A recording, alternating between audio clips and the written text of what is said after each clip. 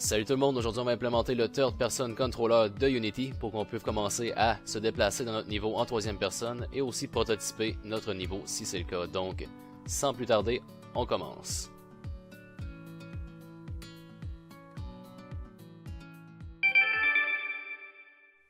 Donc, pour importer les assets du Third Person Controller, on va aller simplement cliquer ici dans Asset, Import Package et ensuite on va aller dans Caractère. On va importer tout ce qui est dans Caractère. Parfait, maintenant à l'intérieur de notre Project Folder, on peut voir qu'il y a un nouveau folder qui s'appelle Standard Asset et aussi un nouveau folder qui s'appelle Editeur. On va aller dans Standard Asset et ensuite dans Caractère. À l'intérieur de ça, on va pouvoir voir que on a importé plus qu'un Third Person Character Controller, on a aussi importé un First Person qu'on va pouvoir tester un petit peu plus tard si ça vous dit. On a aussi importé un Rollerball et finalement le Third Person Character Controller. Donc on va aller ouvrir ce folder-ci. Et à l'intérieur de ça, on peut voir tout ce qui consiste du Third Person Character Controller. Qu'est-ce qui nous intéresse ici, nous, c'est le Prefab Folder. À l'intérieur, on va ouvrir ça. Donc, on vient choisir ici le Third Person Controller. On va le drag and dropper sur notre niveau. Et là, comme on voit, il est un petit peu trop petit. Je vais le scaler de 5. Donc, 5 en X, 5 en Y et 5 en Z. Je vais le mettre à l'origine du monde, donc 0, 0, 0. Juste pour mieux configurer les choses. Et ensuite, dans mon level, je vais aller chercher ma caméra. Ma caméra aussi, je vais le mettre au 0, 0, 0 du monde. Et je vais la positionner d'une manière qu'on va bien voir le joueur. Donc, environ comme ça, je dirais.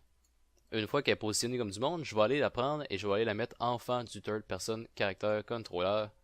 Et je vais le déplacer sur mon niveau. Appuyez sur Play.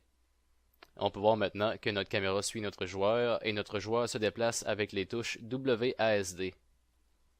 Mais on a encore des petits problèmes ici, on a dit qu'il saute pas assez haut, probablement à cause qu'on vient juste de le scaler.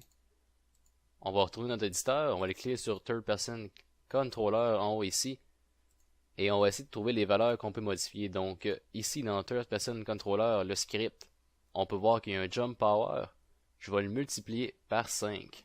Donc on va être rendu à 30, comme on a fait avec le scaling. On peut voir que il saute un petit peu trop haut, donc je vais le remodifier encore. Je vais le mettre à 15. On a plein d'autres valeurs ici qu'on peut modifier. Donc, comme vous pouvez voir maintenant, ça a un petit peu plus d'allure. Je vais augmenter le Gravity Modifier par, disons, je vais aller à 4. Il devrait tomber plus vite. Donc, et voilà, c'est pas mal tout ce qu'on a besoin dans le fond pour... Oh, il n'y a pas de collision là-dessus. C'est tout ce qu'on a besoin pour avoir un joueur en third person qui se déplace dans l'environnement. Donc je vais aller mettre un petit collider sur mes objets ici et je vais faire le parcours de mon niveau.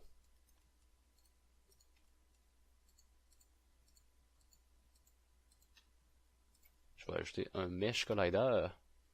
Donc je viens de finir d'implémenter les colliders sur les objets que j'avais déjà dans ma scène. Et j'ai aussi augmenté le ground check distance à 1.